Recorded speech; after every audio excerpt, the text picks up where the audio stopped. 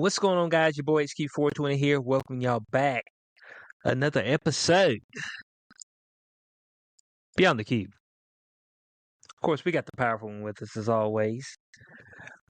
Corey Hughes, dab extraordinaire. Corey Hughes, are you doing well? No, this no, eve? all of a sudden I'm not, because I got this new camera that kicks ass and I can't seem to get the settings right on it. It's irritating me.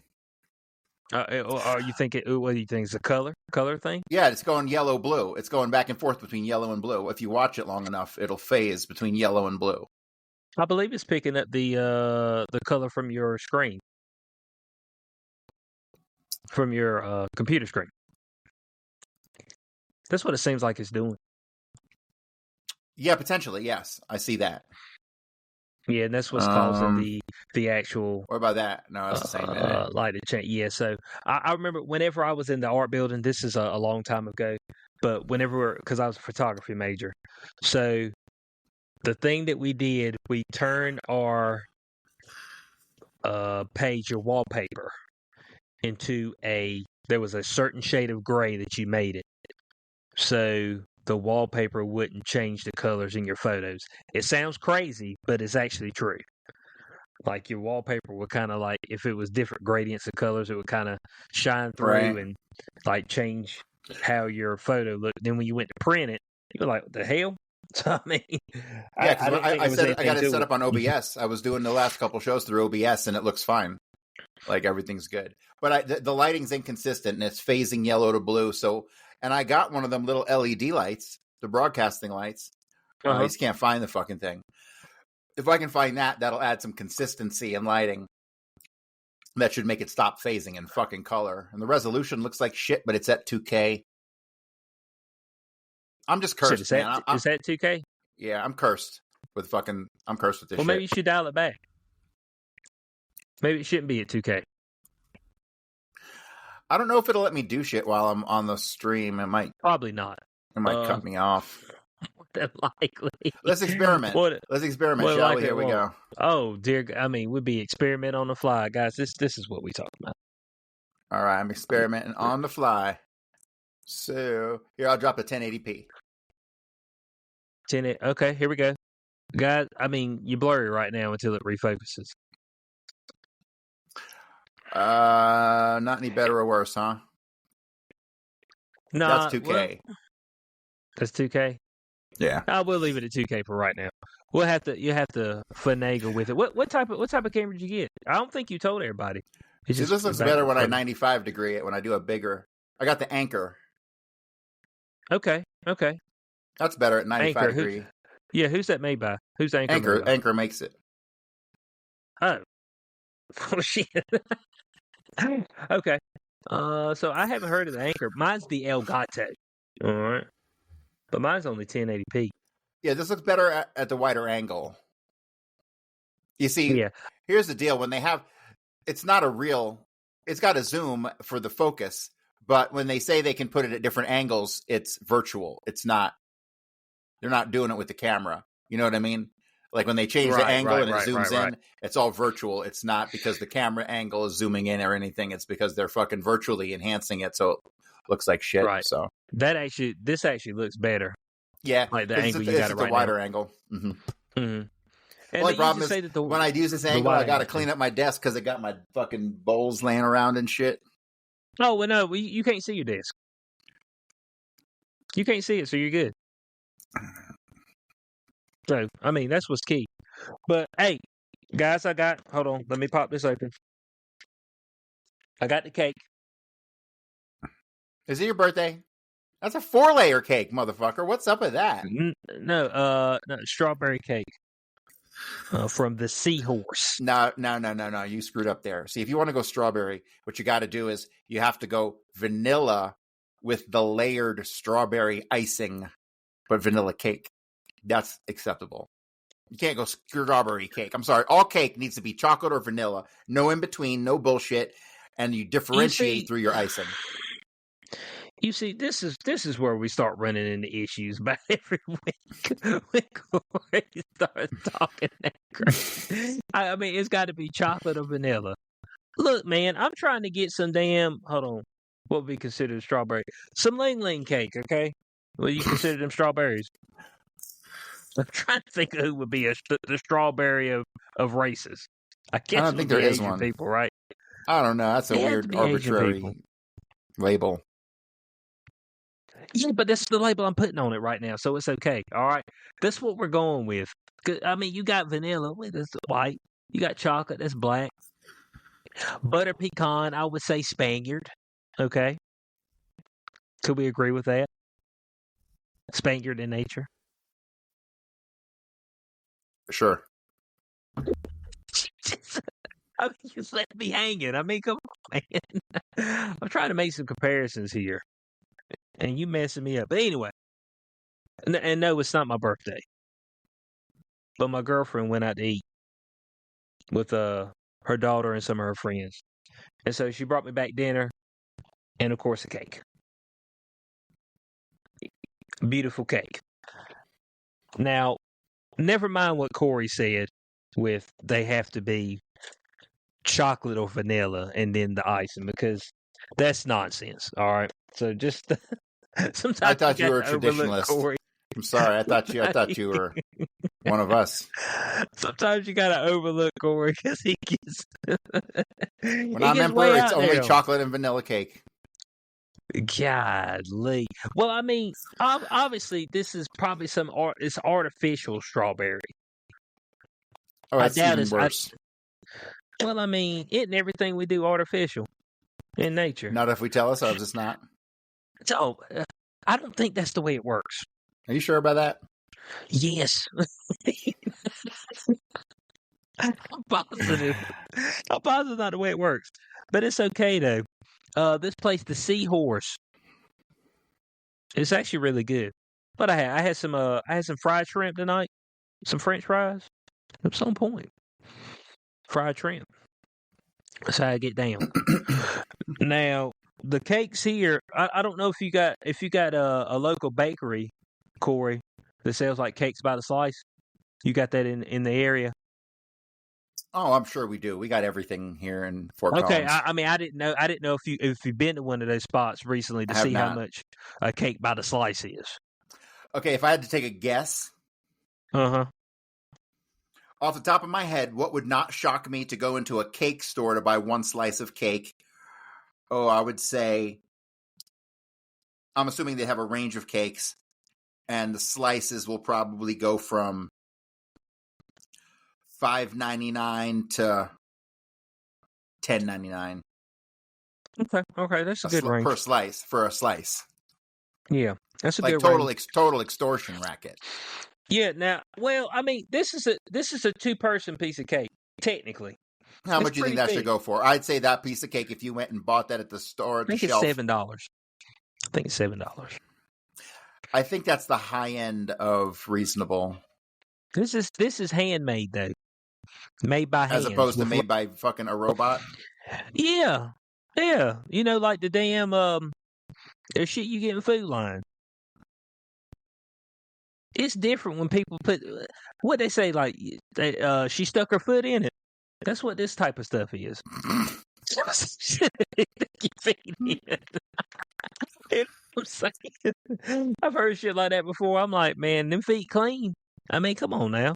You talking about she stuck her foot in it? I'm like, this is like not real, right? She didn't really stick her foot in it. It's like, no, actually she did. It's some Indian shit, like the shit you showed us a few weeks ago, where they stick their hand, feet, spit in it, and everything. But fucking Indians. That should be a weekly fucking segment of the show.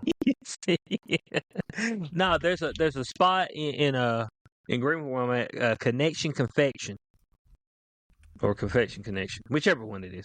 I think it's Confection Connection. But I think their slices of cake go for, I think they're $12 a slice. That's fucking okay. Here's the deal: when you charge $12 a slice, you should go to prison. No, bud. Like, you see how big this piece of cake is? Man, their cake is like twice the slice of cake you get is twice the size of that. Like, literally, like if you sat down and you ate all that, you'd be eating like 3,000 calories. Like, it's a big ass slice of cake, for real. But I mean, Now they got the best peanut butter chocolate chip cookies that has ever graced this green earth. You gotta forgive my laughing, man. You I'm got trying to damn Indian shit up there. I'm trying to find us a goddamn video, and I just keep laughing at these fucking motherfuckers. Are gross. Oh fuck, Corey. I want to make sure I find one that we ain't seen before. You're trying to find the Indian folk up there. You distracting the audience, Corey. That's what you do with your Indian shenanigans. That's what we're gonna have to call it now. Indian shenanigans. Are you finding this a good one? I don't know. Hey, we ain't gonna see that much longer because didn't Trump put that 50% tariff on them, didn't he?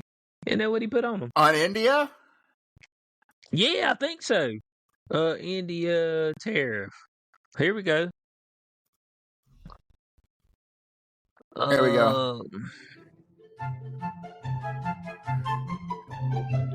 I got share that screen. Good God Almighty.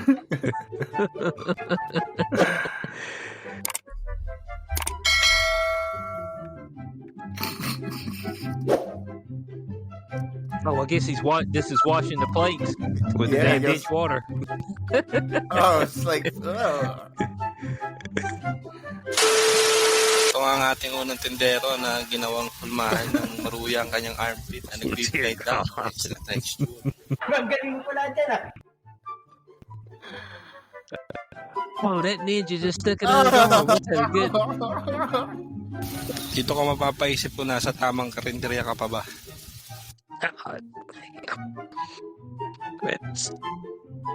What is that, man? Parang may naamoy ako hindi maganda. Dude, that's got to be rotten, man. Ito naman si Kuya, no, mukhang kakatapos lang maghalo ng semento. Kaya pala may extra crispy yung kanilang produkto. Are you just laying it on the ground?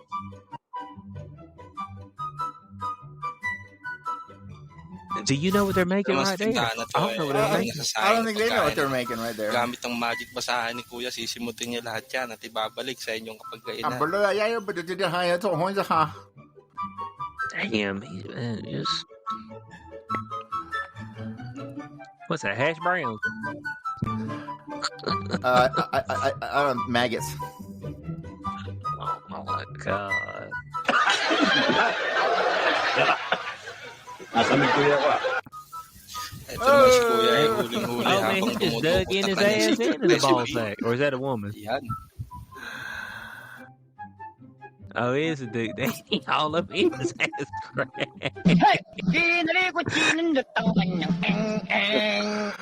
All right, man. These motherfuckers. That's some tough shit right there, bud. Hey, India's finest right there. There ain't no doubt about that. The India rap was going off at one point in time. Fucking Indian rap? Yeah, man. Oh, no way. Can we play that without getting YouTube striked? Oh, hell no, you can't.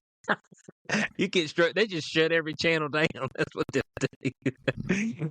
It was they call it the old Punjabi rap. Punjabi. You remember the Punjabi MC?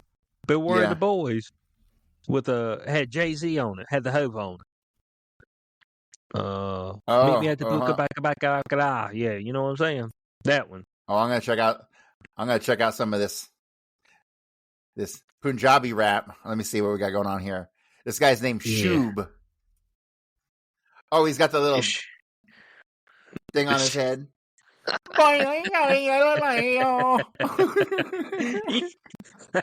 It's some bad stuff, man. It needs to be left alone. It needs to be left alone. Oh, yeah, but the India. Hold on. I'm trying to find what the India tariffs. Said Trump's not happy with India.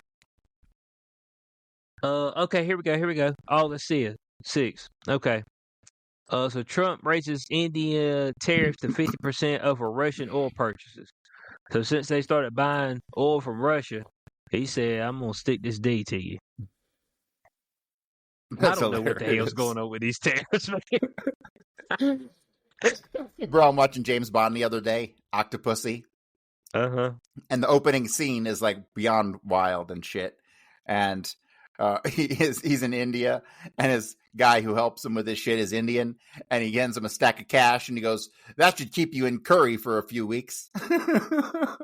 Damn. Like, that movie had the most racist and sexist shit in it. It was fantastic.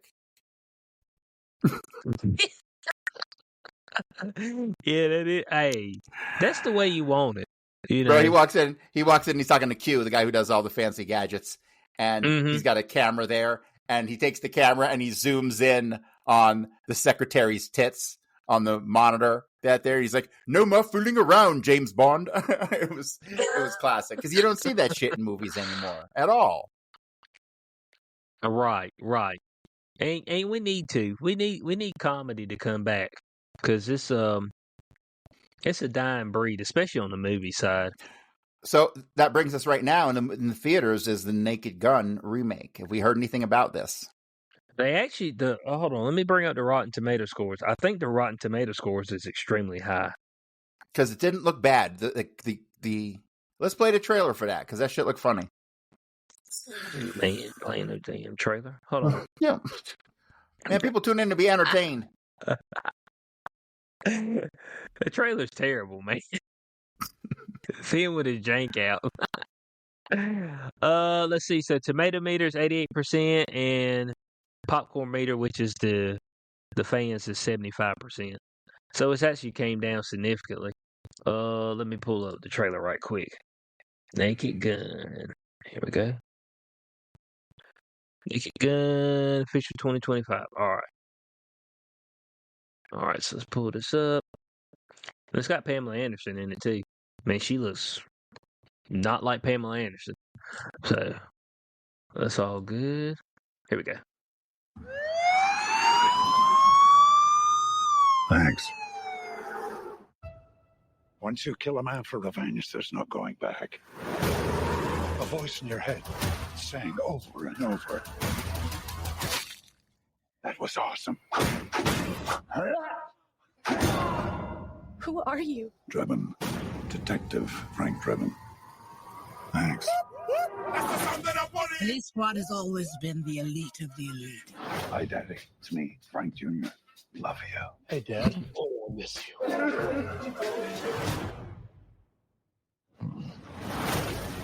And you, Frank, are the best of the best. Need a bathroom. I need this room immediately. There's a line, man. Police business.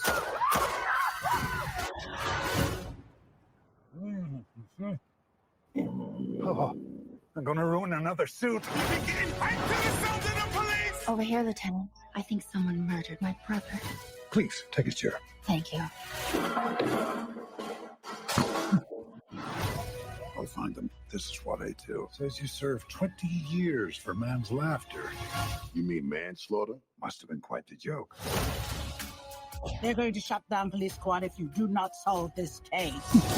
Do this by the book. Show a little respect. Why? Who's gonna arrest me?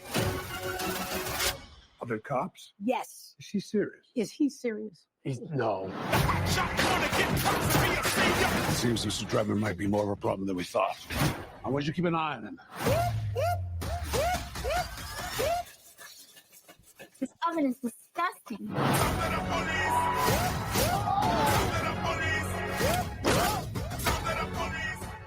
Rest assured, I won't stop until I've found justice.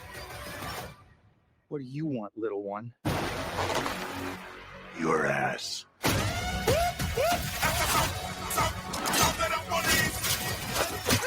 Nobody messes with Police Squad. We've upgraded your car with the most advanced crime-fighting tech. Drive forward 30 feet. Pretty smooth. Oh! This place is falling apart.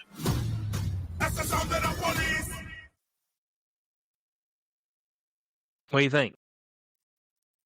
The jury's out, but I'm being optimistic. I'm hoping that this is going to be funny. I might actually pay money to go see it, because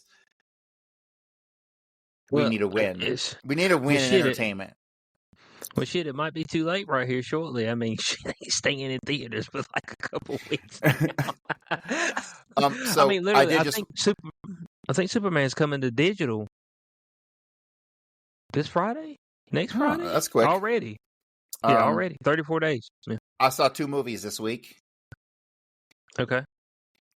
I watched the time loop movie you told me about. It was okay. Not worth talking about.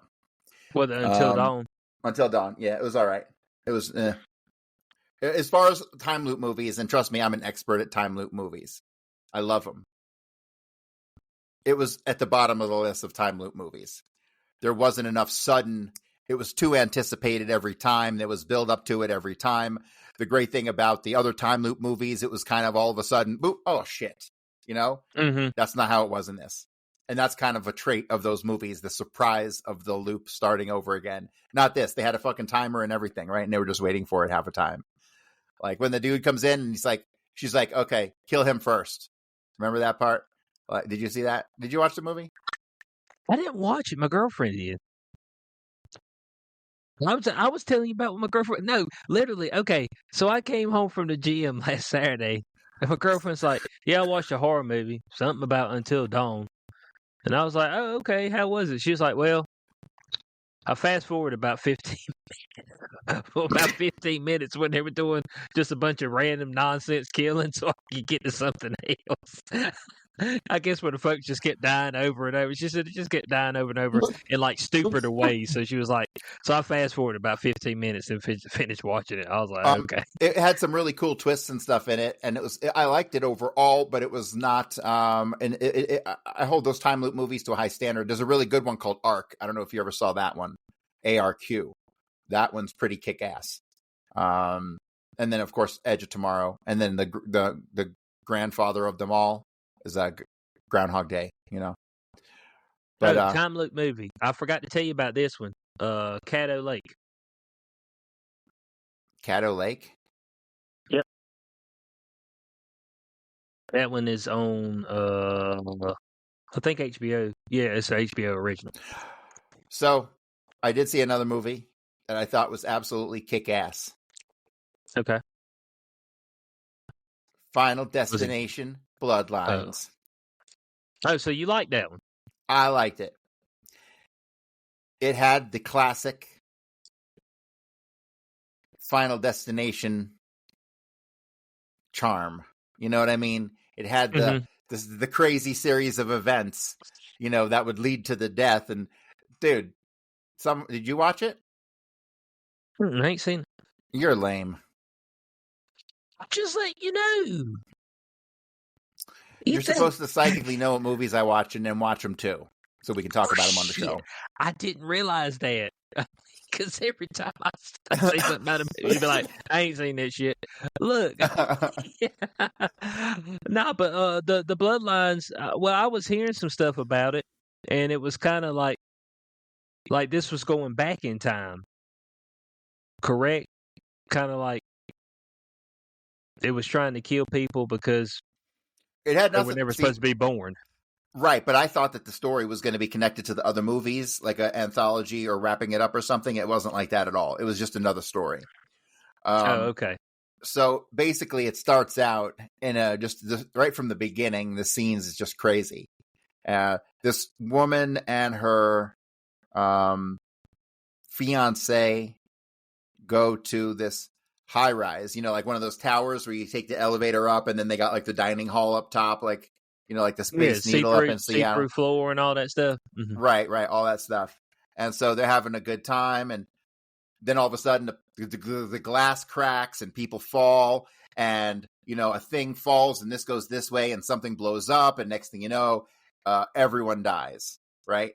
And then the woman in it like snaps out of it and she's like, oh my God. And it's like, she had the vision of what was going to happen, you know, and then she goes and she saves everybody in the building, right? She gets everyone out of the building. Oh, saved everybody? Saved everybody, right? And so nobody stayed and died. Right, everybody lives, right? And so... Shit. So 60, like, death goes after everyone in the building who lived in a certain order, right? And so we're talking, this is like 50 years later. And it finally catches up to like a group. It catches up to the family of the woman, right? who saved everyone. And that woman is now like a hermit because once she saw all the stuff in her vision, she went and followed the names of the people who were in the building that night from the guest list and saw that they all died these tragic deaths, and that death started coming for her. And so she became like an expert at death and detecting all these signs and stuff. So that part was really cool. And it flowed, even though it was like a cast of nobodies, like the whole cast was a bunch of nobodies. It was totally okay. I liked a lot of it. It was really good. Wasn't like I give it like a, 8 out of 10, I'd say 7.5, 8 out of 10 in that area. As far as low budget horror movies go. Okay. So we're comparing this with low budget horror movies. Gotcha. Right. Yeah, of course. This ain't no Gone with the Wind. So yeah, it's like if you're comparing McDonald's with Burger King as opposed to McDonald's with like a Yard House or something like that. I got you. I'm fine with that. Okay, so Bloodlines. Corey's put his recommendation out there for people. Okay, and look, there is no shortage of low budget horror films. I think, but matter of fact, most of the low budget stuff is horror films. I think that's like the case. Like Fake Blood must just be cheap or something. Yeah, everything you see is low budget. It's like it's got to have some type of horror involved in it. It's like, yeah, it does. What is it? One of them popped up on my TikTok. I don't know why. All of a sudden, zombie stuff started popping up, and this one, it was a police officer who had turned into a zombie, and the people were running away from her, and she ran through like a fence. And her shirt got caught in the fence, and it ripped her shirt open. And her titties were hanging out. And the dude just stopped and just stared at her for like 30 seconds. He's like, "Oh man!" I'm like, "Okay, a spoof movie. I got you." So I watched Scary Movie the other day that I haven't seen in like 20 that's the years. ultimate spoof movie, dude. It starts off with Carmen Electra, and she gets the phone call. And then she ends up running outside, and he grabs her clothes, and the clothes like all fall off of her, and she's like wearing her Victoria's Secret lingerie stuff, and she's running through the sprinklers, and of course she takes a second to like do a dance and stuff. Dude, it was awesome. It was awesome. And then what's his name? Damon Wayans, who's like gay as fuck throughout the whole movie. Yeah. Help me lift this guy. Help me lift him up. I got his ass. It's terrible. I think in that scene, Carmen Electra gets stabbed in the chest and it pulls out her damn titty implant. Yeah, it pulls out her implant. It was great. Yeah, you see, they won't make stuff like that anymore because everybody's sensitive now. I thought we were moving away from sensitivity, but comedy still ain't returned. Yeah, so here's something as far funny. as in movie form. So I bought the old South Park game from 2014. It was on sale for like $5, so I got it. And it's like you're like the kids in South Park, but you like play wizards and stuff, right? And then you go on a wizard adventure. And when you do your character creation, you can play as like a rogue, a mage, or like a wizard, and a Jew. And the Jew, you can play as a Jew. And the Jew gains buffs based on how much suffering it takes in the game. What? This ain't real, is it? I swear to God, it's real. I got a link right here. I'll fucking show you. Man said based on his suffering. It said that's how the Jew gains his power. I don't know, man. With immense suffering right now, I mean, black folks and Jews about running neck and neck. Let's see. Is this it? This is it. Oh, okay. The Jew class has access to many pieces of armor and weaponry that grant bonuses on the Jew's suffering. The armor pieces, which are awarded as the character progresses through the game, grant bonuses based on the negative status conditions the Jew is currently experiencing. For example, they may increase damage dealt for each stack of bleeding afflicting the character. Other bonuses include damage reduction and PP regeneration, while bleeding on fire grossed out. So, yeah. You can play as the Jew. I just thought that was awesome. They allowed that? Man, that must have slipped through the cracks. I'm surprised that they haven't tried to ban that game. I know. as anti-Semitic. Because, I mean, that's where we're at right now. I mean, everything's anti-Semitic.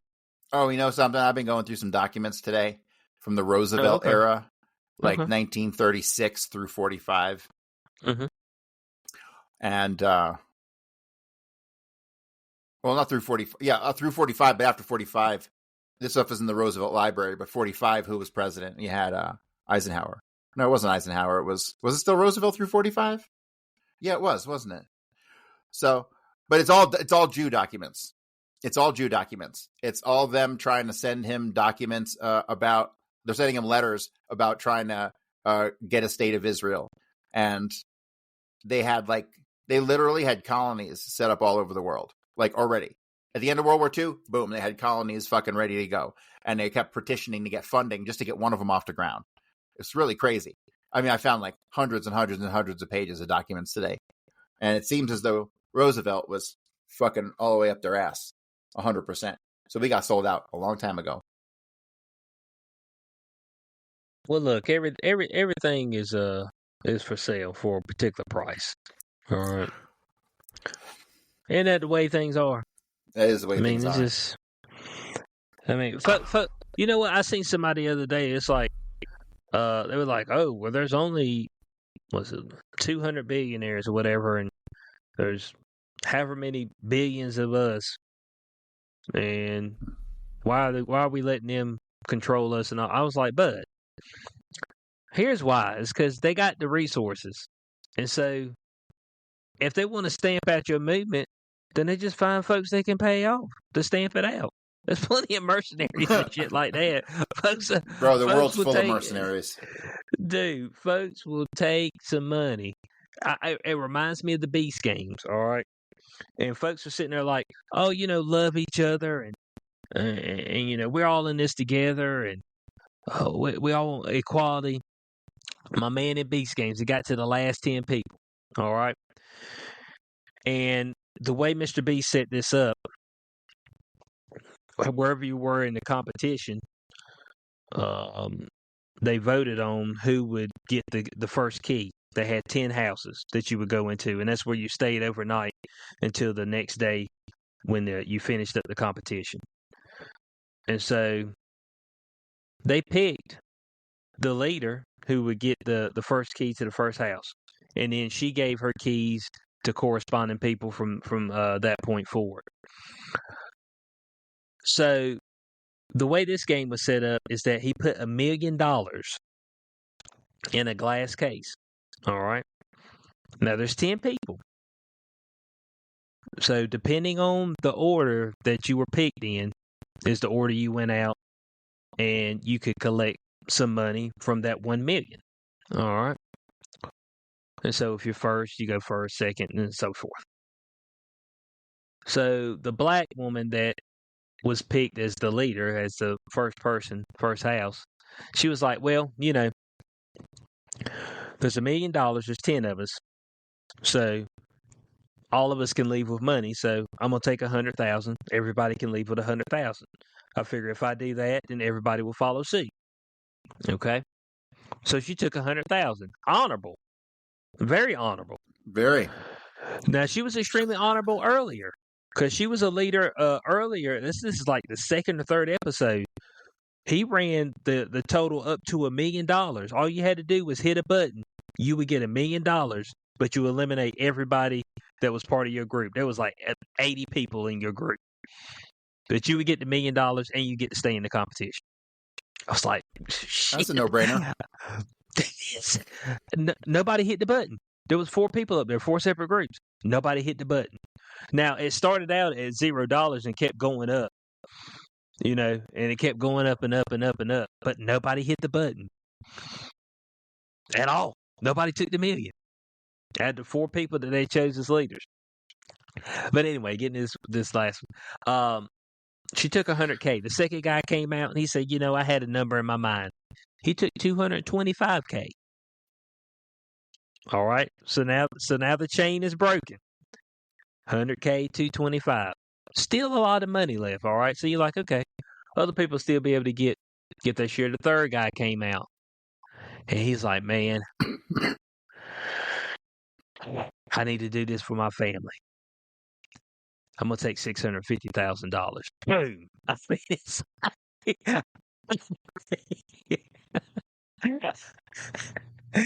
it's like, holy shit. You know what I'm saying? When the fourth person walked out, they were like, because you don't know how much the other people took, the people before you.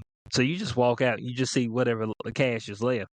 Now, the guy who took $650K, he's gay. All right. He adopted a son, and they had bought some type of crazy house, and the son had some type of disease or whatever. And he said, look, I'm $575,000 in debt. He said, so I'm going to take this money. This is for me and my family. So the moral of this is that at the end of the day, gay dude will take all the look money. out for themselves. Yeah. Ninjas going to look out for themselves. So when you think that you're going, oh, yeah, we're going to have a movement, do you have enough money to fund the movement? Because folks are going to be looking to get paid. Just think about it. Think about when we watched the first season of Andor. One of the best episodes in there is when they were going to try to steal money to fund the movement. Because otherwise it was going to collapse. If you ain't got no money to fund the movement, it's going to collapse. It's just all there is to it. So people always wonder like, oh man, there's only a certain amount of these people who's got great wealth and there's a whole lot more of us. I was like, yeah, but they can kind of pay everybody off. That's the issue. That's true. So how do you get past that? It usually has to be a point of no return, some type of hunger, no water, shelter gets taken away. You have to be to the point where, you're going to die anyway. So you're like, shit, I might as well do something. Which I don't know if you've seen last week, Corey, the real estate CEO for, was it Blackstone? It ain't Blackstone. There's Blackstone and there's Black Rock. Yeah, Black Rock. Got shot in New York. Got taken out. What? Somebody went up to the 33rd. Yeah, somebody went up to the 33rd floor. Oh, that shot guy. Right in the head. Oh yeah, I heard about that story. I thought he was going to like kill NFL people or something. Yeah, and somehow ended up right there where she was at. I said, "I'll just shoot you instead." And they happen to work for BlackRock.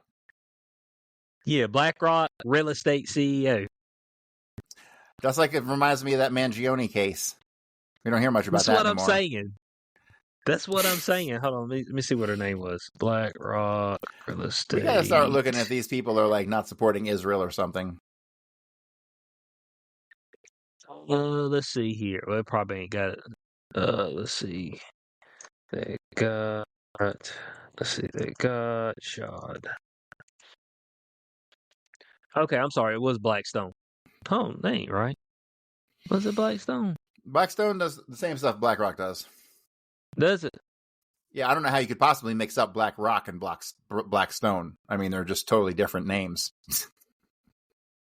Yeah. Okay, it was Blackstone. I'm sorry. I thought I said it right the first time. And when you hear a name right out the gate, you're like, man, ain't no woman, but her name was Wesley. Sometimes parents just make like devastating mistakes you can't recover. Yeah, like from. dude's named Stacy. Yeah, it's like, yeah, but this is the young lady right here, Wesley LePatner, Blackstone's global head of Core Plus Real Estate and CEO of Firm's Real Estate Investment Trust, killed on July 28th. Wesley? Are we sure that's a fucking woman? Well, I mean, it looks like one. It's 50-50 on the looks. It could go either way. Well, if you look at old pictures of Halle Berry, she looks like a young Michael Jackson. Maybe it is. Did you ever see them in the same room? Oh, man.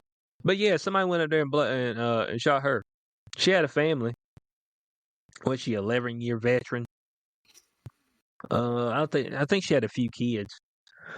But yeah, they man went up there and popped her, and so folks was like, "Is this a trend?" I said, "I don't know. Is it? I mean, it just seems weird to me." So I don't buy at all that there's any Well, there's some, but very few. Then they're 100% mentally ill.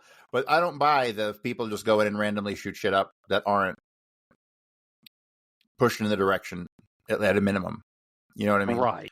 At all. Like when you like the Buffalo shooter that happened a year or two ago, or however fucking long, 3 years ago, whatever the fuck the Buffalo shooting was. That thing came and left in the news cycle like this. Boom. The split second it came out that there was fucking FBI was messaging that guy on some secret fucking channel like before the shooting. The whole story just disappeared. Right? I'm talking about the guy that was at King Super, right? It was not. I don't know if it was a King Super, but it was the King Super one was here in Colorado. Now this one was like in Buffalo, New York, and this is the one where he had on the fucking rifle. He had 14 fishes. He had the 14 and the fish. Okay. I know which is like some, that's some Jewish symbology bullshit. Yeah, it's hard for me to believe that any of the shootings.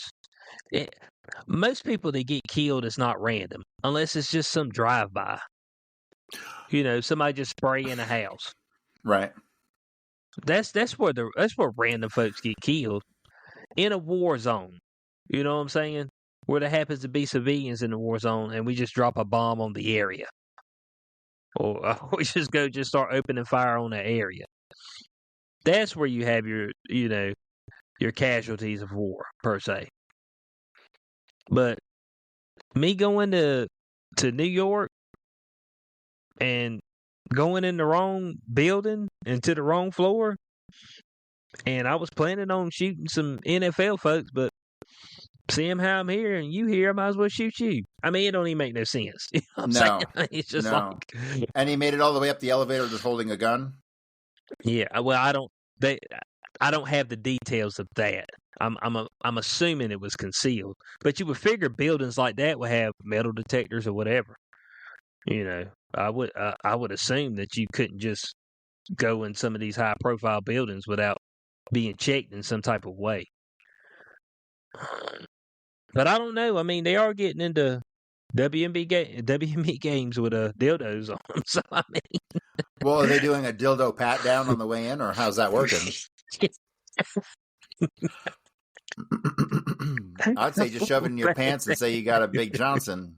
It's like, sir, we're going to have to ask you to drop your pants and confirm your penis size. What is this, a TSA? It said, man, that penis seems a little bit too large for your frame. We're going to have you confirm that, sir. Oh, man, you want to talk about terrible, because it just be some dudes coming through there just legitimately got Big Johnsons. It just be like, it's like, I'm suing. It's like, look, man, we've just had a slew of damn folks coming in with dildos to throw them on the court. It's true dedication, man. I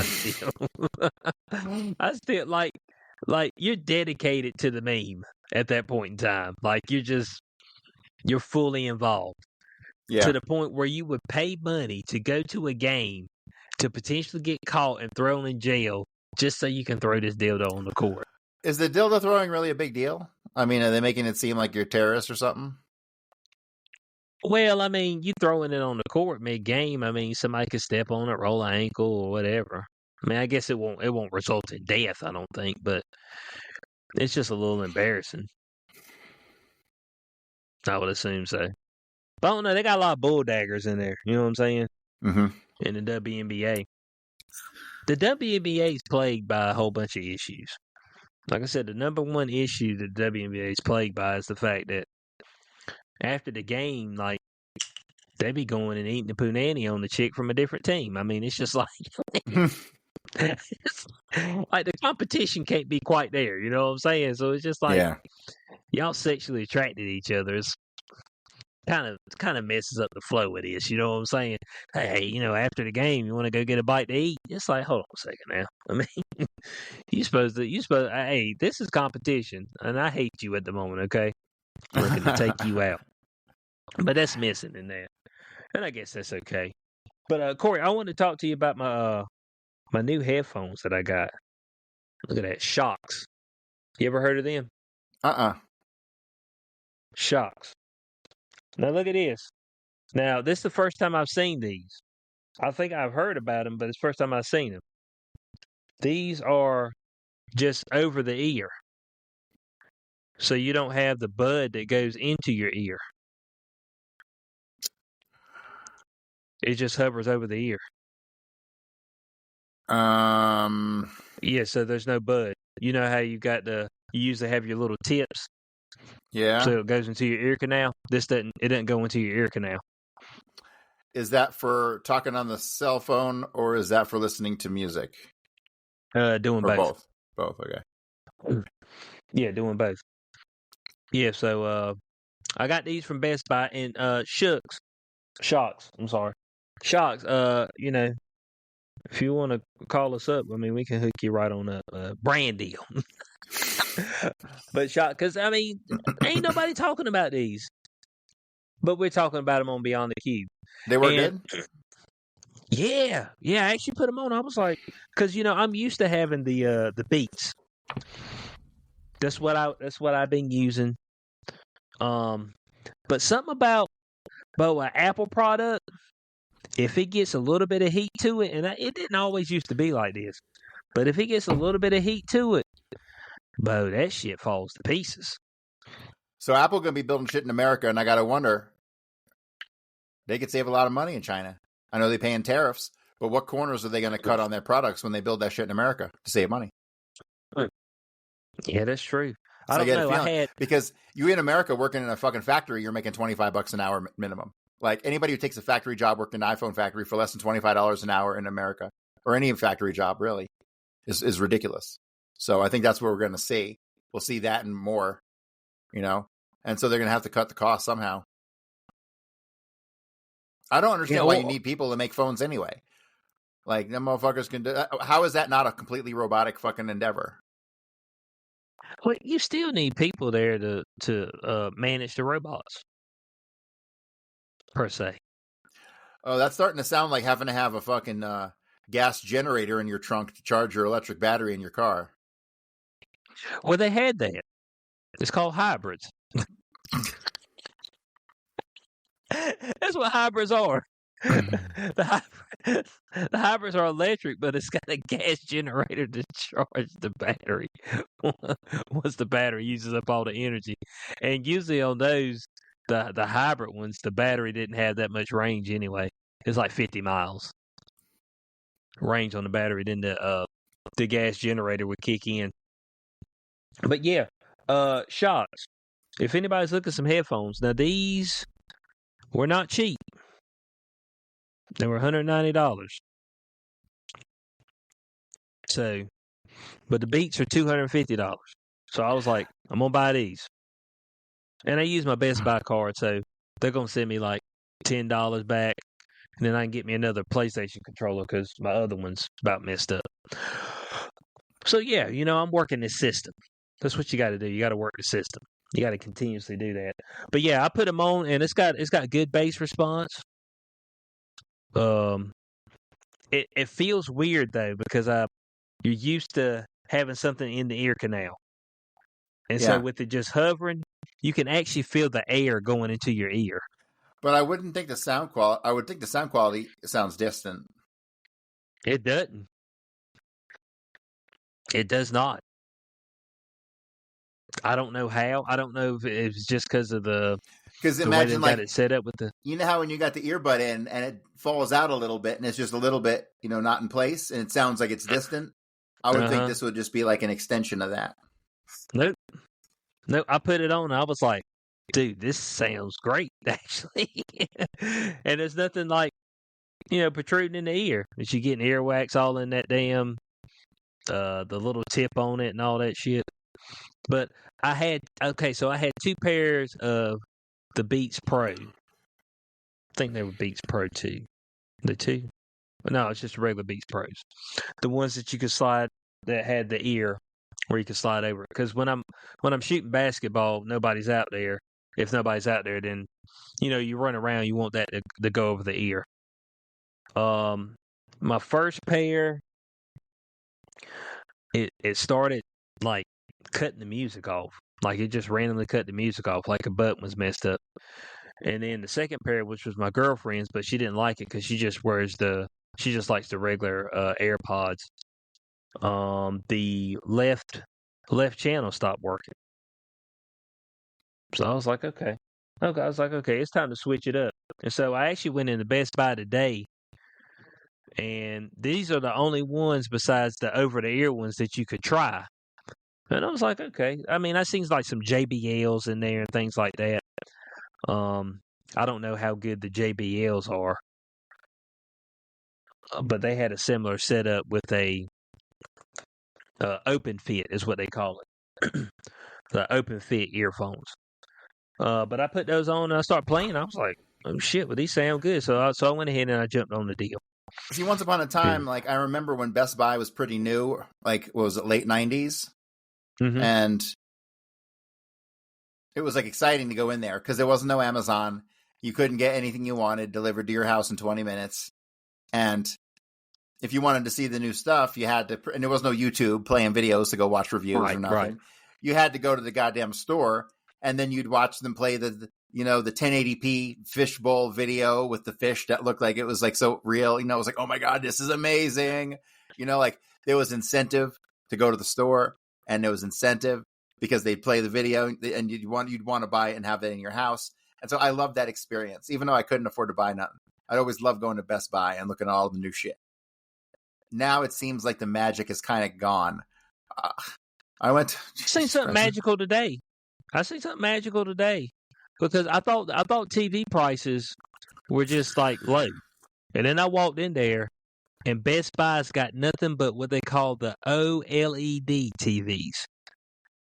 And my God, dude, they're almost too clear. And those things are well over $1,000. Because I'm kind of, if I can get a new TV for under $300, that's in the 50 to 60 inch range. I don't care about 4K, but it seems like 4K is just how it is these days. Most TVs, even the cheap ones, are 4K. And it seems like there have been some decent deals, particularly at Best Buy. Well, let me see. You say Best Buy ain't got the shit. Let me look and see, because just last week I was looking at TVs. Let me see. TV. No, I'm gonna pull up on the screen what the new shit is Best Buy got. The OLED. The OLED. Yeah, this is what they got all over their walls. Or what's the difference between OLED and QLED? Because there's QLED also. Do you know what that is? Yeah, I'm not sure. But you see, all these are over $1,000. They got some cheap ass TVs. Like they got that was $400. An Insignia 55 inch for $189. A Samsung 55 inch, 4K for $259. Roku 32 yeah, that's where inch you for need to stay at too.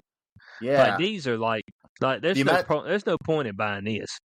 TV for me, I was like, I watch it before I fall asleep, and that's it.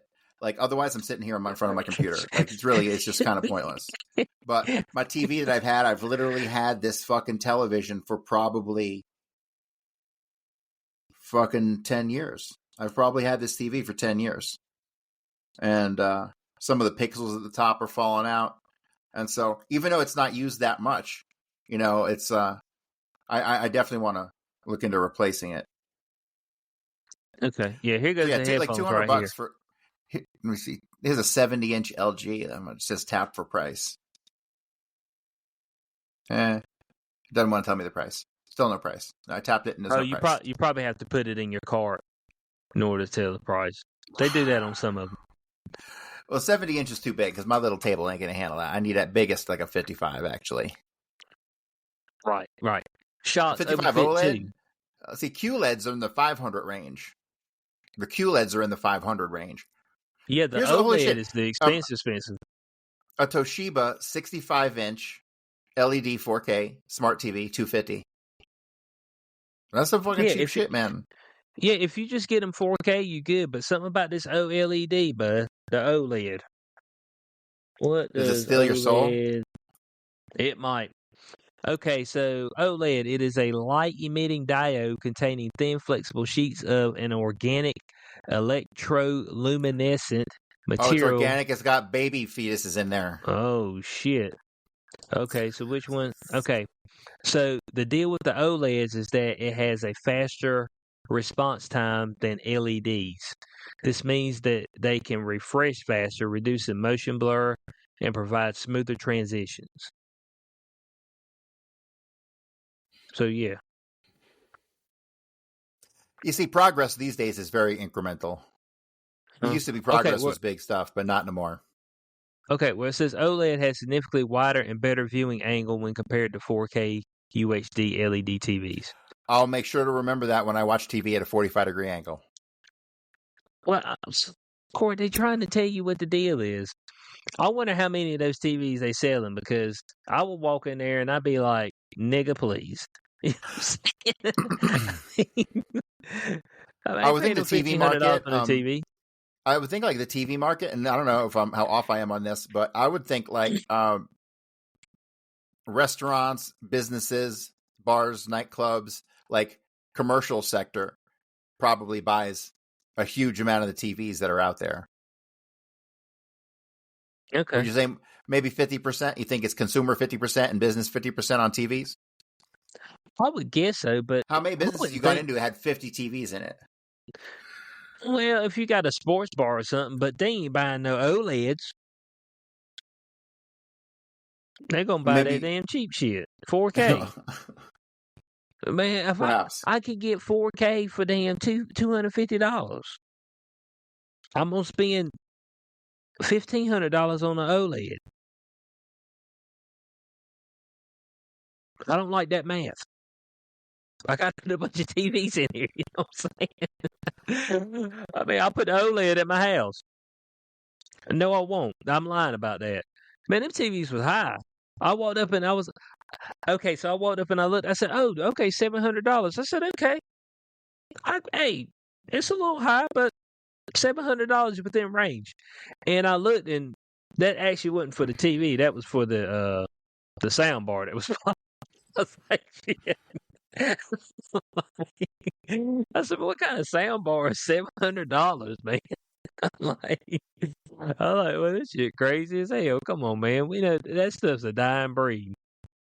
Nobody buying no sound bar for $700. I'm just trying to listen to stuff. Yeah. I mean, it ain't that serious. Hell, I think I've had my Vizio sound bar and my Vizio TV since 2015.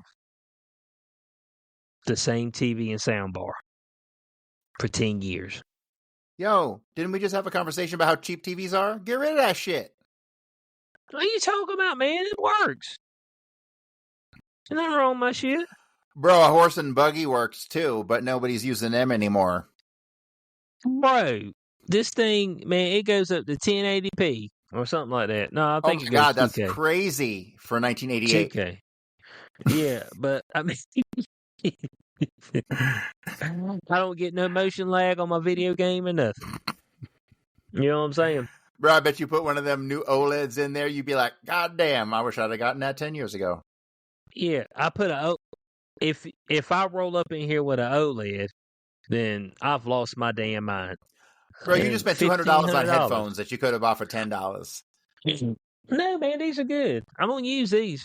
You bought $200 headphones. Okay, only 5 of those equals one of these OLEDs. So I think the cost ratio is better for the TV. Yeah, but you see, I'm going to use the fuck out of these. You know what I'm saying? I mean, so I felt good about this purchase. I don't feel good about that TV. You know, because did it look clear? Yes, but I didn't feel it. You know what I'm saying? And I got to be able to feel it. And like sound's my thing. So like when I buy a car, all right, what I want is sound in it. I could give a damn about how it looks. The outside could be rusted to pieces. You know what I'm saying? The wheels be jankety. All that good stuff. As long as my sound system sounds good, that's all I care about. I got a 1972 Ford Jalopy that fucking you can have for $10,000, and it's got a great stereo system in it. You smoke crack, don't you? You smoke crack, don't you? Look at me, boy. Don't you smoke crack? I mean, come on. You gonna put me out there?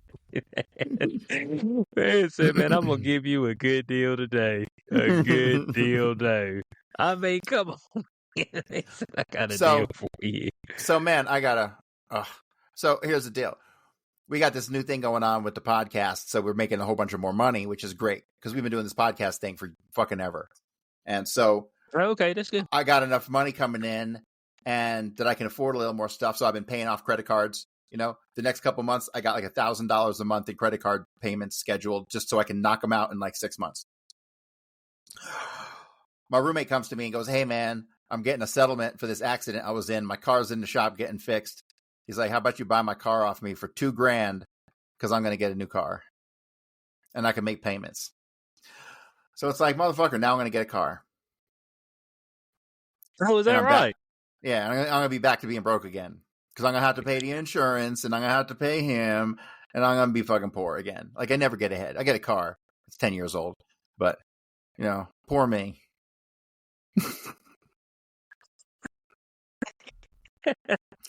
No, but I just hate that, like, every time financially it looks like there's smooth sailing ahead, something pops up that eats another couple $100. You know what I mean? Like, without fail. Every fucking time. It's like a pattern of life or something. Yeah, that's what life looks like. It's just life. I know. I'm 50. I'm almost 50. I've been waiting. I've been paying my dues. Okay, that's just not supposed to happen after a certain amount of time. Oh, you think that's how it works? That's how it's supposed to work, isn't it? No. I mean, even close, man. Look, I mean, hey, what about?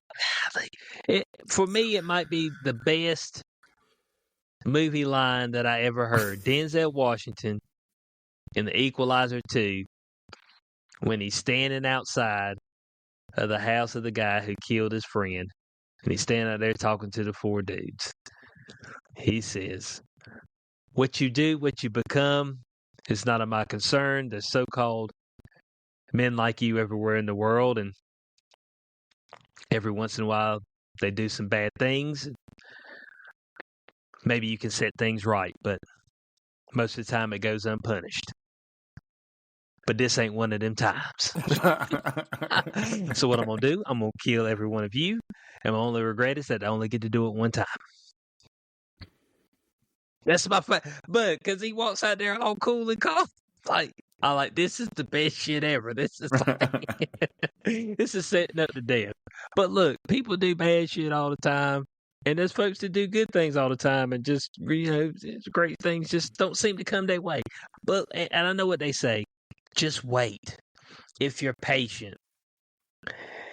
And that's easy to say when you got the shit, okay? Folks who got the stuff be telling you to be patient, and you're like, "Dog, my patience is running thin." You know what I'm saying? I said, "Man, I ain't do nobody wrong, you know?" So it's just like, I feel like my patience is running thin.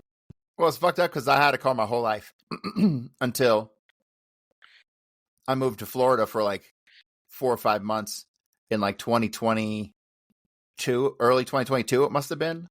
And my whole life, that was like the low point of my whole goddamn life. I literally lived like in a fucking insect-infested apartment in the fucking hood, where my only access to food was the fried shit at the grocery store across the street.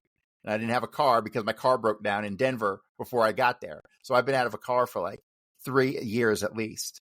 3.5 years, something like that. So the idea of having a car would be fucking great. I got a motorcycle, so I can get all over the place with my motorcycle. But in the wintertime, I get shut down. And we're in winter like 6 months a year. So having a car is kind of a necessity. Yeah, you kind of need it in your area. There's no doubt about that. So, I mean, hey, well, you should look at it that you're moving back up to status quo. Mm-hmm. That's the way it should be looked at. So you're not too high and you're not too low. You're right in the middle, which is where most of us are. right in the middle here in hell. But that's all good. Corey, I want to talk about this, which is the main topic. The UFC and CBS struck a deal last week. Yeah. 7 years, $7.7 billion to get the rights to show the UFC events. So the question is this the final nail in the coffin for pay-per-view?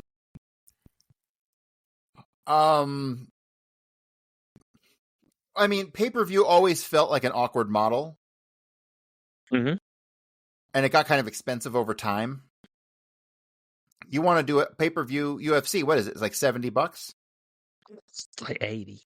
Fuck. Just to sit at home yourself and watch it, right? Yeah, we were paying for it anyway on those Saturdays we always paid when we for were watching it. Yeah, we Yes. were combining our funds together and paying for it, but you know.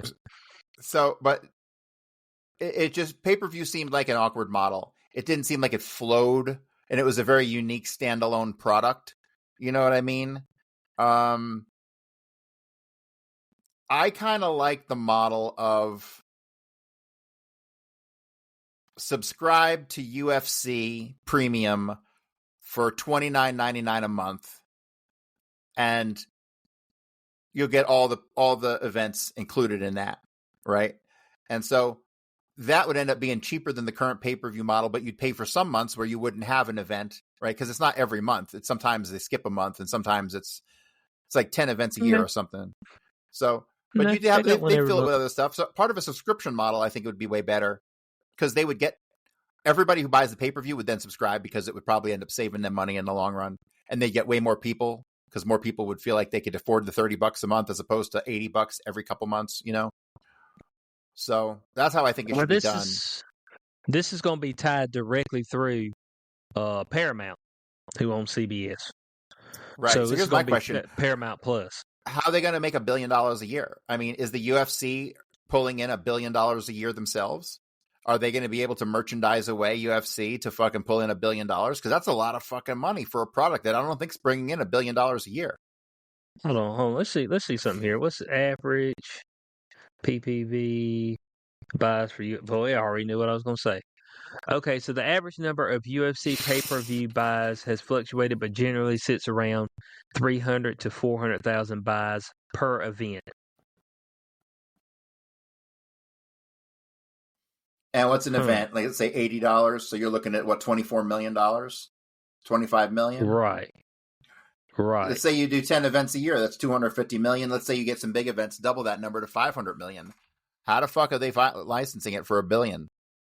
If the product itself doesn't even bring in that. Well, I guess they're just assuming the ad revenue or the ad revenue. Okay, so UFC's revenue annually last year was $1.4 billion, but that includes merchandise. That includes everything. That includes all monies they brought in was $1.4 billion. Okay, and every once in a while they have high marks. And so here's the numbers: $879 million from media rights and content, $220 million from live events, $251 million from sponsorships, and $55 million from consumer products. I'm not seeing $1 billion worth of licensing here. $1 billion a year. I'm not seeing that at all. Because what this means is that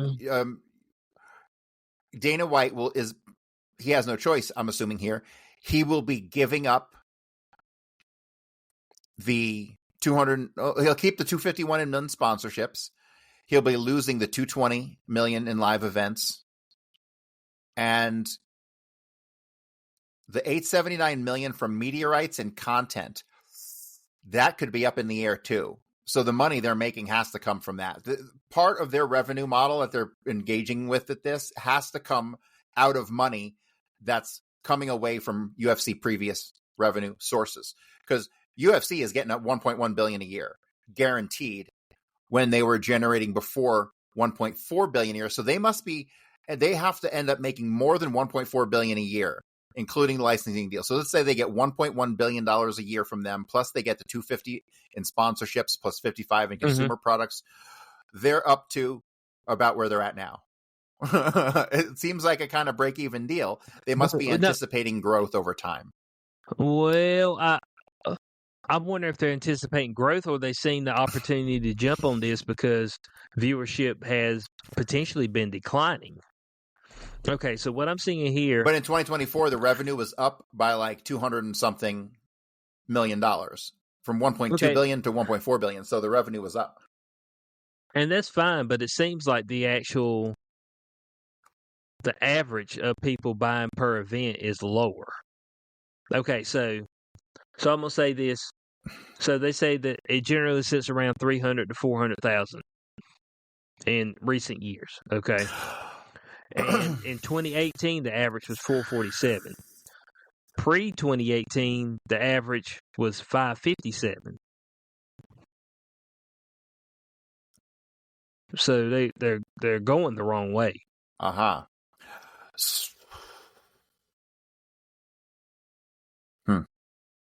And I if you want me to be honest, I think that the issue with the UFC now is that it's almost become too technical. It's become so technical that you have a bunch of stale fights. Think about how many superstars they had back in the day. Because every time they came out there, you knew them that they were putting everything out there, bud. They were putting everything honestly, in the cage. They were throwing. That's true, but over time, the science of the sport becomes more worked out. They have much more resources to pull from as far as like past media to watch and to understand and study. And so everyone's technique is going to kind of shore up. It's kind of an evolution, you know? So I don't think there's anything that could be done about that at all. You can't go back to UFC 1 with no rules. Well, I mean, yeah, I'm not saying that. But I'm saying that I would say that the highlight of the UFC will probably be from 2006 to about 2018. Those One thing years, I'm pretty surprised they had star after star after star after star, and then they had the merger with Pride, which brought all those fighters from Pride who were household names, big stars. Oh, they're finally in the UFC. Yeah, Wanderlei Silva and all those guys. Mm-hmm. Mirko Cro Cop and like all those Shogun Rua. Yeah, so you just had an influx. I'm rather surprised at how well they've maintained the separation between UFC and WWE, because I had major skeptical. I was skeptical over the whole merger. You see how they're both under TKO. That's what they're under. Right. Mm-hmm. So I kind of anticipated WWE would be pulling in all these UFC guys to make appearances, and that hasn't happened, which is pretty cool. They're maintaining that separation. But I do anticipate some talent. If anyone's got a personality, you're going to eventually see somebody go over, you know? But it hasn't happened yet. Well, the issue that they got right now is star power. So they've got good fighters. So Alex Pereira, I mean, he's been knocking folks out. Motherfucker can't speak no English, man. You know what I'm saying? He can't speak no damn English. So it's just like, how much star power is he going to really have? Right. The last star they had, Conor McGregor. Because he could talk shit and he could whoop your ass at the same time. You know what I'm saying? And he say some outlandish stuff. Sean Strickland was kind of moving into that realm, but Canada knocked him down. You think that was the one event that fucked him up? That loss? Yep, that moved him right down a peg. Because he was starting to become that guy who was, okay, he beat Israel Adesanya, and he'd get up there and talk shit. He'd say crazy stuff. And then he was saying crazy stuff in Canada. And so they were like, ain't no problem. DDP's going to win this one. When there's a ton of people thought that Sean Strickland won the fight. So and I don't think they're gonna let him sniff the title unless something crazy happens from here on out. So like they're missing like Ilya Tapora, knocking people out. He ain't got no character to him. He ain't got no charisma. Islam Makhachev, ain't no character charisma. Volkanovski. Like these guys are amazing fighters. Pantoja, amazing fighter. Fuckers are lame, man. I mean, saying they don't get up there and say nothing risky. They don't do like kind of talk about your mama up there on the stage. You know what I'm saying? It's pulling some shit out his ass. It's just like, oh, this dude's entertaining. They wanted Sean O'Malley to be that guy, but then he can't beat nobody that wrestles. So they're like, well, fuck. Like they intentionally were just throwing him in title fights. So we're like, man, we need somebody exciting. Okay, he been knocking folk out. Okay, he can talk a little shit. Oh, he's got wild, crazy color hair. Yeah, let's get this guy up here. No staying power because they don't have both things, the charisma and the skill. That's got to meet. And so that's what they're missing. Tom Aspinall. You know what I'm saying? Dude been knocking folk out. But it's like, So maybe they could have some influence from WWE because the WWE works on personalities. Yes. They school you on how to talk on that microphone. You know what I'm saying? They teach you how to generate your own character persona and stuff. That probably would be a benefit to UFC. Yeah, God damn it, camera. They need a character persona class for the guys. But I just think that, God, what was it? When Leon Edwards was the champion, the fucking Brit, terrible. Usman, terrible. I mean, these guys are just. I mean, they got nothing, man. It's just like, what is this? Like, y'all got the fighting chops down, but y'all didn't watch no wrestling when you were young. It's like they missed the whole entertainment boat, and I guess they did because they're younger. Yeah. So they missed the golden days of when people talk shit in wrestling, you know. And so that's what a whole lot of it was derived of. Your older class of people, so like you got your legends like your Chuck Liddells, your Randy Couture's, you know, who else we got? You got your Shoguns, guys like that back in the day. That it was more of like just pure gladiator sport. You know what I'm saying? Those guys would go. The reason you watch this because every time they went out there, they were just throwing hands to the max. Even when they took people to the ground, they were trying to beat them through the mattress. You know what I'm saying? So you watch it because it was like pure gladiator sport. You know, when Forrest Griffin and all those boys were back there in the day, like it seemed there was something raw about it still at that point in time. And as this progressed, because think about this, Corey. In 2008, how many people you seen throw a leg kick? I don't remember. About none. Nobody kicking no damn legs. See, now, boy, folk be kicking the shit out some legs. I be like, damn, son. They be wearing them legs out. Back in 2008, man, they like 5 ninjas throw a leg kick. And they were all from Brazil, okay? Been kicking trees and shit their whole life. So, I mean, yeah, but I mean, hey, there won't nobody throw. Hey, it said we're going to throw these hands or I'm going to slam you on the ground and I'm going to beat you through the ground. You know what I'm saying? That was it. That's what we did. And so we've had these iterations, and then we had the era where McGregor was in it, and like that's kind of when it just like exploded. You know, and since 2020, since we moved into this new era, there just hadn't been as many. I'm not going to say. I would probably say there's better fighters now than what there's ever been, but there's not as many interesting fighters as what they were back in the day. And, Chuck Liddell, he came out with his mohawk. There was just nuances. He was the Iceman. Everybody knew, the Iceman. I love me some Chuck Liddell back in the day. And then when Anderson Silva first came on the scene, Anderson Silva. I remember his first fight against Chris Lieben. It was on a UFC fight night. I'm like, who the hell is Anderson Silva? I said, man, Chris Lieben gonna dust this dude. Because Lieben was tough. He knocked people out, but he would take a beat and could never knock him down.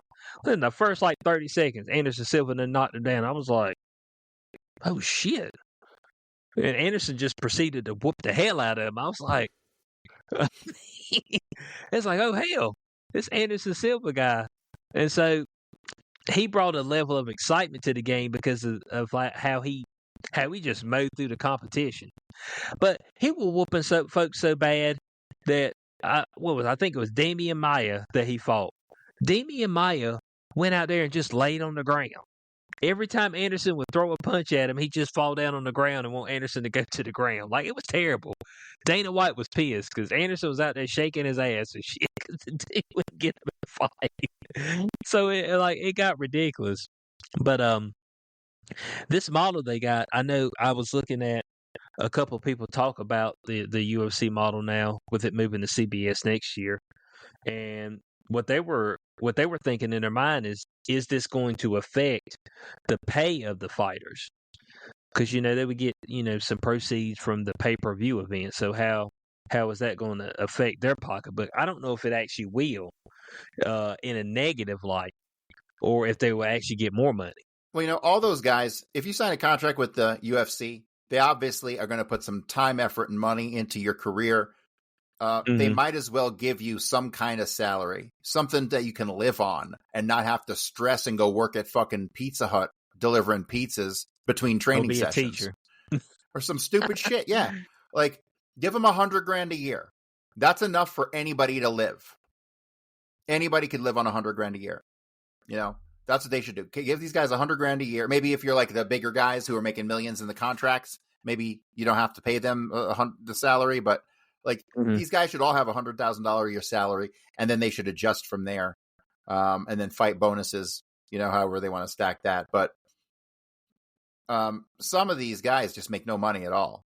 These new guys come in, make $10,000 in a fight, and then they might not have a fight for 6 months. Who the fuck gonna live on $20,000 a year? Nobody, right? So, and if you're gonna be a professional, you got to dedicate your time to what you're doing. You can't fucking half-ass it. You know what I mean? Oh yeah, and fighting. Yeah, that's tough if you half-ass it. I don't know. There's a few teachers who came out there and did some fighting. Folks got to remember, Rich Franklin, one of the best middleweights to ever live. He was a damn school teacher. I think it was middle school. Rich Franklin.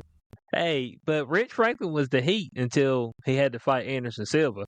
And then that shit just didn't work out for him. But that's just the way it was for most people back in the day. But yeah, this model, we don't know what it means for the salaries of the people within the UFC. Does that mean that some people now are going to get cut even further back because you don't have the proceeds of pay-per-view and you don't have that type of revenue sharing? You see, I don't know if they've got like a bargaining agreement within the UFC itself. I'm assuming they don't, because the UFC just hands out contracts. Right. I don't think there's any kind of union stuff. You might have a 6-fight contract. You might have a 10-fight contract. And then it'll have a certain amount of money within each contract. And then I guess if you move, I'm assuming that within the contracts, if you move up in the ranks, then now you move up to this echelon of money. If you headline a UFC fight night, then you get, you know what I'm saying? They would move the money in that form and fashion. So it's going to be interesting to see. I know, if I'm correct, I think they said there's going to be four technically free fights on CBS next year. I think that's what the rumblings I heard. So these will be just nationally televised on CBS, which one of them, Dana White has said he's confirmed, is going to be a July 4th fight at the White House. Independence Day fight. Because July 4th is Saturday this coming up year. That's wild. It's like bread and circuses, man. I like the idea. I like it. I like Trump's outside the box stuff. You know, I'm down with what Trump's doing. Everything except the Jew stuff. So it's everything fine. Listen, the Jew stuff got to go. But hey, I mean the Jew stuff. I mean, what are we gonna do about that, man? That's not much to do, but I don't know. Let me study World War II and come up with some ideas. Miss, I know you can think of something. So the question is, Corey, is this the death of pay-per-view altogether? Because what's left pay-per-view? Boxing? WWE. Is WWE still pay-per-view, or do you get all that via your streaming services? I don't think you get that via the streaming services. Not the pay-per-views, not the big events, the Royal Rumbles, and this year WrestleMania was the biggest they ever had at fucking Las Vegas. Like the two-night WrestleMania, and it was sold out every night, big packed fucking place. Dude, I don't see them giving up pay-per-view because they are like a guarantee. The WWE pay-per-view is less disposable than your UFC pay-per-views. They do a great job with the marketing and making each one a very, like SummerSlam. Every year SummerSlam. You know, every year Survivor Series. Right? Each pay-per-view is a special thing.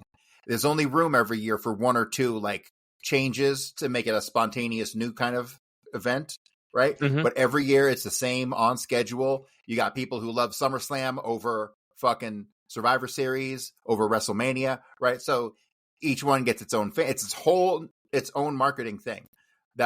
So like a SummerSlam is a much more important event than UFC 217. You know what I mean? Like, right. It pulls a lot more weight. They get a ton of purchases. I don't see that ever going away. Okay. You see, I wasn't sure if you got all the pay-per-view stuff, because I know that Raw is on Netflix now. I don't know what SmackDown is on. Is it still SmackDown? Is that still what it is? I don't know. I haven't watched WWE in a while. Let's say SmackDown is USA. Is that still a thing? USA Network? No. USA, really? Oh, let me see something here. Oh no, holy shit, is right. USA Network is still around. Fridays at 8:00. SmackDown. Whoa. Holy shit. Of all the networks, man. Because USA doesn't have a presence on YouTube at all that I've seen. I've never come across any ads for USA or nothing there. Okay, so let's see. Monday Night Raw. Okay, so Monday Night Raw is on Netflix. And Monday Night Raw started in 1993.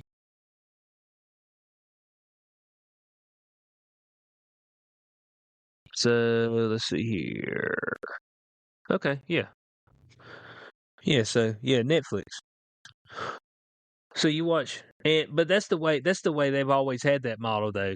They've had back in the day, Raw used to be on, was it on TNT or USA? It was on one of those. Raw was on cable, and then SmackDown was on your regular TV. Right. And the people who were on Raw also fought on SmackDown as well. I can't remember what year they separated it. There was a year where they separated them. Right. And they had different belts and stuff. And then they would make it a big deal to have a pay-per-view where they fought each other across the thing. Yeah. I mean, really, those guys were masters of taking very little and making a fucking empire out of it. All you got's a bunch of dudes fake fighting in a ring. And they managed to make it up into this thing that is huge, which is goddamn pretty amazing.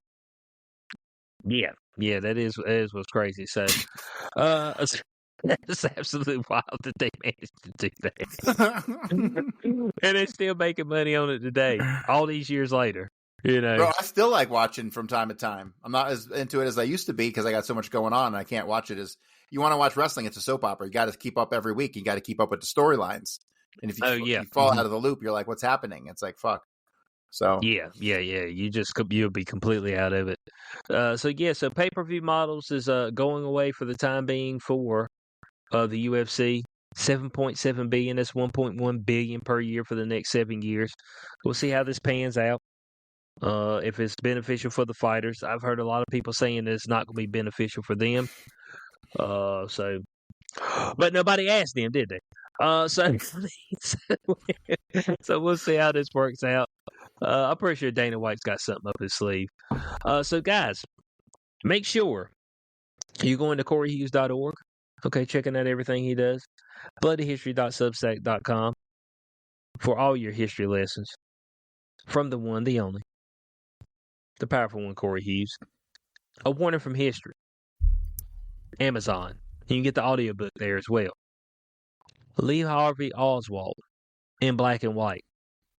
Edition 1 is out. Go ahead and grab you a copy of that. Okay. Make sure you're going and getting you a little bit of independent media token. Need you to pick up some of that stuff. Solana Network, make sure you buy your little Solana and then transfer that over to the independent media token. You can do that via the Phantom wallet. So we appreciate everybody for being out here with us tonight on this episode of Beyond the Cube. We're going to see y'all Saturday on Weezy's channel because there is a UFC event. Shemaev versus DDP. As long as Shemaev don't stump his toe, get sick tomorrow, or somehow blow up 50 pounds because he's insane like that. I don't know what his fucking deal is, but he's the most inconsistent fighter in UFC history besides John Jones. But that's because John Jones be doing drugs. All right. So we appreciate everybody for being out here with us tonight. For your boy, it's Q420. Powerful one, Corey Hughes. Catch you on the next Beyond the Cube. Peace out.